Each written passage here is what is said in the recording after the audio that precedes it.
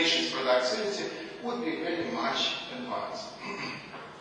They came up with 12 pillars of competitiveness. 12 pillars of, it's again, if you were studying, say, microeconomics or business economics, say, 10 years ago, you remember that the major focus was on studies of factors of productivity. In fact, people would come, people who had tons of PhDs and other degrees in economics, by just finding out different factors of productivity. And on the level of business firm, for example, lighting, or the color of walls, or human relations would be the major kind of thing. So what Michael Porter decided to assess what factors would increase productivity on the national level. And he came up with these 12 pillars of competitiveness, which are reflected in the World Competitiveness Report published by the World Economic Forum. And so number one is institutions, number two, infrastructure, then macroeconomy. Well, I can comment on some of them, I'm afraid that maybe I won't have time. But by institutions, what does it mean? The rule of law, property rights protection, human rights in general, enforcement of contracts. So these are the most important institutions in the field of competitiveness. Infrastructure, well, you should have definitely a well-developed system of transportations, communications, protection of citizens.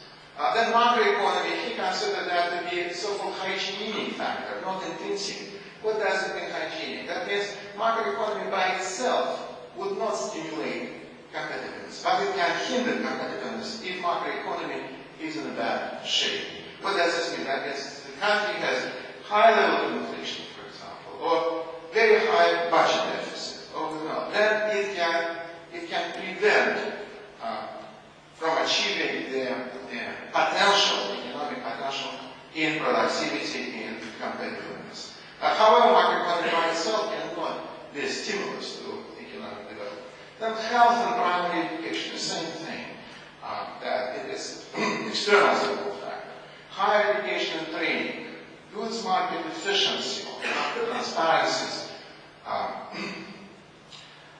labor market efficiency. That labor market should not be very rigid.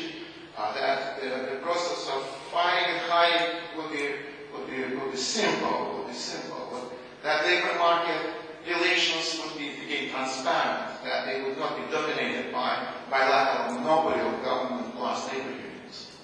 Then financial market sophistication. That means that tools and instruments of capital accumulation should be available in the country. That you can sell bonds, you can issue public offerings and things like that. Then technological readiness. Technological readiness means that the country should have a certain level of technological development. And it's very easy to understand what does it mean, because I traveled quite a lot and I just was in a country called Malawi.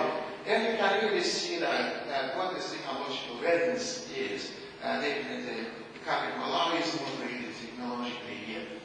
And then market size, and that's just straight from Adam Smith. The size of the market determines the depth of the division of labor and productivity, again, economy of scale again here, and business distribution. That means that forms of business organization, what kind of forms you have, what kind of rights and judicial standing, say, corporations or proprietorships or partnerships would have, and how they would be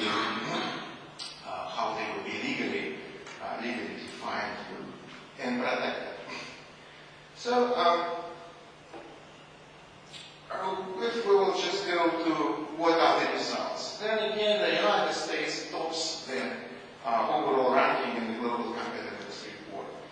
Next is Switzerland, Denmark, Sweden, Germany, Finland, Singapore. So these are how do they calculate that?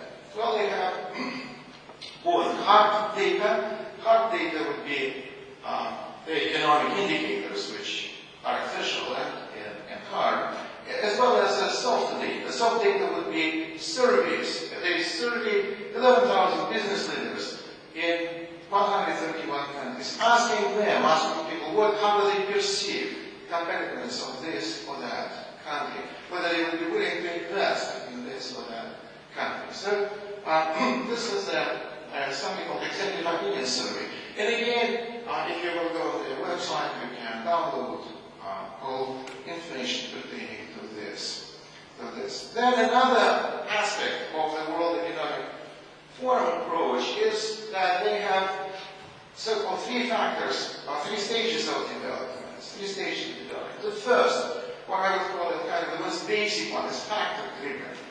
Factor-driven, that means that the country has natural resources, enough labor force, enough land, and sufficient amount of capital. Then this country is, and it's using these resources.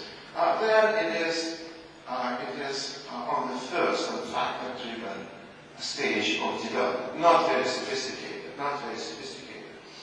This factor-driven development, however, has a lot of critics. And the critics usually point at something which is called curse of natural resources. You know that natural resources in neoclassical economics were considered as a blessing, as a pure blessing. The more oil a country has, the more gold, the more diamonds, the better it is. However, if you would look at the comparative performance of countries endowed with a lot of natural resources, you will see that the record is very different from what we have. The countries richest in natural resources, in most cases, are the poorest. Look at the oil-rich countries like, say, Nigeria, Angola, Venezuela, Middle Eastern countries, Russia. So you can see that these countries are not doing well, however, are endowed by natural resources quite well. Then another factor is efficiency-driven factor. That means that it's not the primary exploitation of resources. It is already how to produce more with a given amount of resources. And from point of view of Michael Porter and World Economic Forum, again, you can't substitute one for another because he is in charge of research of the World Economic Forum on competitiveness.